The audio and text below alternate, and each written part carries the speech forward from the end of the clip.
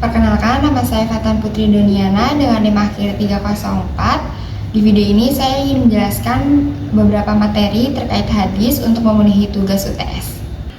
Baik, yang pertama pengertian hadis dan atsar. Hadis adalah segala sesuatu yang berasal dari Nabi Muhammad SAW, baik berupa perkataan, perbuatan, persetujuan atau ketetapan maupun sifat beliau yang menjadikan pedoman hidup serta sumber ajaran Islam setelah Al-Quran. Lalu atsar adalah segala perkataan, perbuatan, atau pendapat para sahabat Nabi dan dalam pengertian yang luas kadang juga mencakup tabi'in. Lalu materi yang kedua yaitu 3 macam fungsi hadis. Pertama, menjelaskan Al-Quran, yaitu hadis menerangkan ayat-ayat yang masih umum atau belum jelas. Contohnya, Nabi menjelaskan tata cara sholat yang belum dijelaskan di dalam Al-Quran.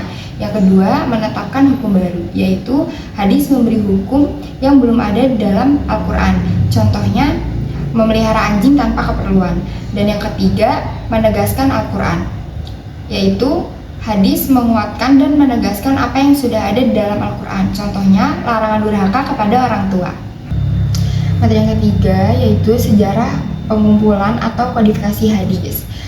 Dalam sejarah ini terdapat 4 periode. Yang pertama itu masa Nabi Muhammad SAW. Pada masa ini hadis belum dibukukan tapi dihafalkan dan diamalkan langsung oleh para sahabat. Dan pada masa ini para sahabat tidak diizinkan untuk menulis Al-Quran agar kitab hadisnya tidak bercampur.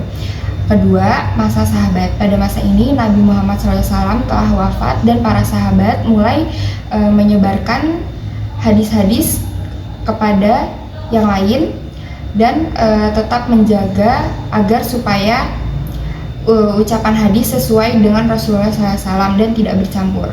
Ketiga, masa tabi'in. Pada masa ini hadis mulai dikumpulkan dari berbagai daerah dan diteliti sanadnya. Dan yang terakhir, masa kodifikasi resmi, yaitu pada abad kedua Hijriah.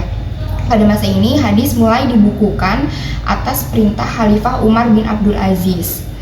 Dan dari sinilah muncul kitab-kitab hadis seperti Sahih Bukhari dan Sahih Muslim. Lalu yang terakhir, pembagian hadis berdasarkan perawi. Pembagian hadis berdasarkan perawi dibagi menjadi 2. Yang pertama, hadis mutawatir, yaitu hadis yang diriwayatkan oleh banyak perawi di setiap generasi sehingga tidak mungkin mereka berdusta. Dan yang kedua, hadis ahad, yaitu hadis yang diriwayatkan oleh satu atau beberapa orang saja. Jumlahnya tidak sebanyak mutawatir. Sekian penjelasan dari saya. Terima kasih. Wassalamualaikum warahmatullahi wabarakatuh.